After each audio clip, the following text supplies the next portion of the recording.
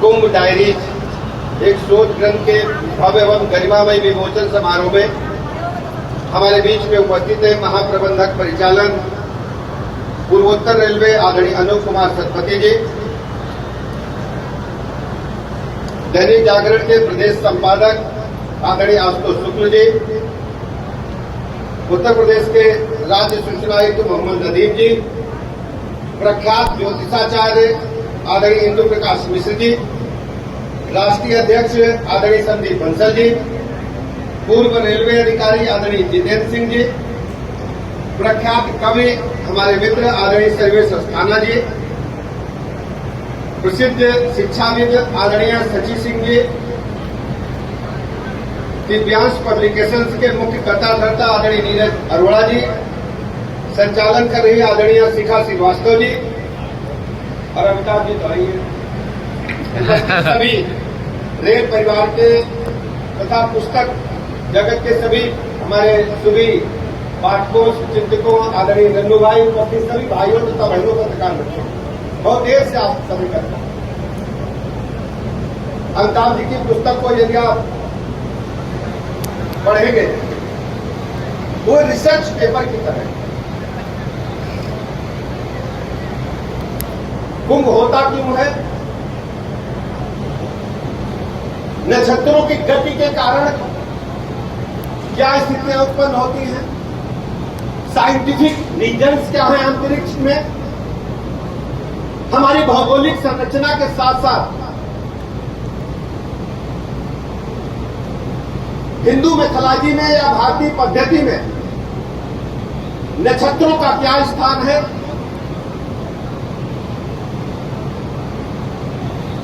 और कुंभ की स्थितियां कैसे उत्पन्न हुई? समुद्र मंथन से लेकर के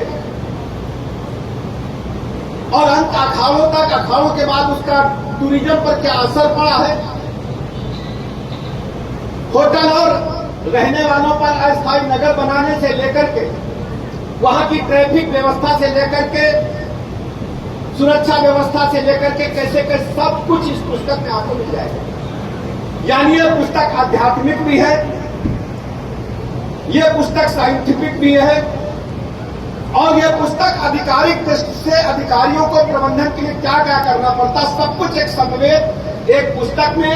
मुझे लगता है लगभग 342 पेजों की यह पुस्तक, बृहद पुस्तक आपके समक्ष आई है।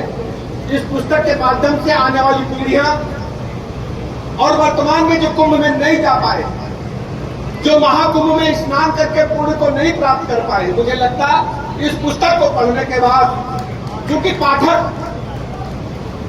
और लेखक का एक ऐसा रिश्ता है कि लेखक के बगैर पाठक नहीं हो, पाठक के बगैर लेखक नहीं।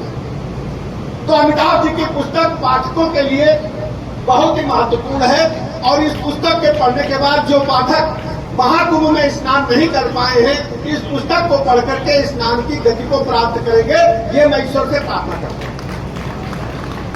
अद्भुत वर्णन अमिताभ जी ने किया है। देवताओं और दैत्यों में कुंभ के कलश की छीना झपटी होती है, 3 बूंदें टपकती हैं, जहां जहां टपकती सब कुछ इस पुस्तक में आपने उल्लेखित किया है। अद्भुत पुस्तक का संकलन या कह सकते हैं कि रचयिता आप हैं, बहुत बहुत बधाइयां देता हूं और पुस्तक की सफलता के लिए शुभकामनाएं देता हूं। ये पुस्तक सारे पायदान को छुए, जैसे पहले बिनाका गीतमाला को कहते थे 8वें पायदान तक गाना बन गया तो टॉप का पायदान होता था, तो ये पुस्तक सभी पायदान को टच करे और चर्चित पुस्तक बने देश की सनातन की, ये मैं शुभकामनाएं देता हूं। मंच पर सभी हमारे मित्र बैठे में किसको क्या कहूंगा।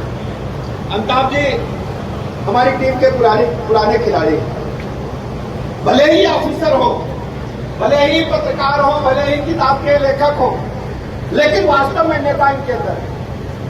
हम लोग जब भी यूनिवर्सिटी में चुनाव लड़ते थे, चुनाव में कैसे प्रबंधन किया जाए, सबको एकत्र करना, उसके बाद भोजन की व्यवस्था करना, एक बहुत बहुत बधाइयां और शुभकामनाएं देता हूं। और मुझे आज यहां पता चला, अभी तक हम लोग सोचते थे और रेल इस ढंग से गांवों से लेकर शहर तक हम सबके रग रग में प्रवाहित कर गई है कि रेल में सब कुछ है, रेल एक अपना परिवार है। और हम लोग घरों में भी रेल को यूज करते हैं। जब कोई आदमी दुखी हो जाता, कोई काम नहीं बनता, ऐसे नन्नू का बड़े बड़े आदमी है, कोई काम गड़बड़ा गया, कोई चेक इनको पास नहीं हुआ, कहते गाड़ी पटरी से उतर गई। क्या बोलते बताओ जरा? कोई काम नहीं हुआ तो लोग क्या करेंगे? थोड़ी कहते काम नहीं हुआ, कहते गाड़ी पटरी से उतर गई। अब सोचिए घर घर में रेल घुसी हुई है। और मुझे पता चला कि रेल केवल गंतव्य तक नहीं पहुंचाती है, रेल केवल पटरियों पर चलती नहीं है, रेलगाड़ी केवल पटरियों पर नहीं चलती, रेल लिखती भी है। ये अमिताभ कुमार ने अपने पुस्तक के माध्यम से रेल परिवार को एक बड़ा प्लेटफॉर्म प्रदान करने का काम किया साहित्य जगत में। मैं अमिताभ जी को सैल्यूट करता हूँ। नदीम जी बैठे, अरोड़ा साहब बैठे, अरोड़ा साहब का पूरा जीवन पुस्तक के ऐसे कार्यक्रमों में जाता है। बहुत आनंददायक व्यक्ति है और इनको आनंद आता है पुस्तक विमोचन के कार्यक्रम करने में, छपाने में। और ये पुस्तक कोई साधारण पुस्तक, इस पुस्तक की खास बात क्या है? प्रकाशक की जिम्मेदारी क्या आप समझते हैं? प्रकाशक की जिम्मेदारी है पुस्तक को एडिट करना, कोई त्रुटियां न हो, उनका संकलन करना, और सबसे बड़ी बात होती प्रिंटिंग। ये जो कागज आप देख रहे हैं ना, ये विदेशी कागज है। इन्होंने मुझे बताया नहीं ये विदेशी कागज। अगर देसी कागज होता तो ये पुस्तक हमें लगता है लगभग 150-200 ग्राम की है। अगर देसी कागज होता तो पुस्तक 400 ग्राम की होती। और इन्होंने पुस्तक को छापने में पूरी ताकत मन लगाया है। और ये कागज हमें लगता है लगभग 70 ग्राम का 80 ग्राम का कागज है। बहुत बढ़िया कागज, ग्लेसी पेपर, बहुत बढ़िया टाइटल, बहुत अच्छा संयोजन। और पुस्तक का जो मुख्य प्रश्न है आपने संजोया है, वास्तव में देख करके ही पता चलता कि कुंभ पर आधारित पुस्तक है। प्रकाशक की भूमिका को आपने बेहतर निभाने का काम किया है। आपका बहुत बहुत धन्यवाद। नदीम भैया बैठे, सामान्य नदीम को लोग पत्रकार कहते हैं, कुछ लोग इनको बताए कि सूचना आयुक्त है, लेकिन नदीम वास्तव में नेता है। और नेता कभी मरता नहीं है, वो चूहे के बिल में रहेगा तो भी नेता ही रहेगा। जैसा इन्होंने बताया कि 1090 ग्रुप करके अपना, वो पत्रकार नहीं था, एक्चुअल में नेता। पत्रकार होता तो खबर लिख देता, व्हाट्सएप पर डाल देते। लेकिन नदीम जी ने पूरा जीवन शुचिता के साथ निभाया। मुझे अच्छी तरह याद है अस्तूर भैया कैशियर ऑफिस से जब बोलते थे लगता था इनके प्राण निकल जाएंगे। शरीर एकदम दुबला पुला 25 किलो का आदमी है, पूरी ताकत से बोलता था। हमारे पास फोटो भी इनका है। और पेट से बोलते थे, सब लोग मुंह से बोलते हैं, यहाँ से बोलते हैं। अब इनका भाषण कभी सुनिएगा, इनके पेट अंदर चला जाता जब बोलते हैं। जैसे स्वामी रामदेव को नहीं जाता आपने महसूस किया? फोटो है मेरे पास। उस समय वीडियो मोबाइल के नहीं थे। लेकिन जी वास्तव में बहुमुखी प्रतिभा के धनी व्यक्ति हैं। एक बार छात्र आंदोलन चला, पूरा प्रदेश आग में चल रहा था, सारे छात्र नेता भूमिगत थे और हम लोग भी भूमिगत थे। मैं उस समय था 1987 की बात। हम और नदीम रिक्शे बैठकर नजीराबाद में टाइपिस्ट क्या पहले प्रेस नोट छपवाते थे, लिखते ये थे, फिर हम सभी अखबारों में बांटते थे। और सुबह अखबार खरीदने का पैसा नहीं होता था, तो स्वतंत्र भारत के सेंटर में जाकर के 5 ही बजे देखते कि खबर छपी कि नहीं छपी। नदीम जी बहुमुखी प्रतिभा के धनी है, इनका और भविष्य उज्जवल है और हमारे साथी मित्र हैं, सब कुछ इनको दिया।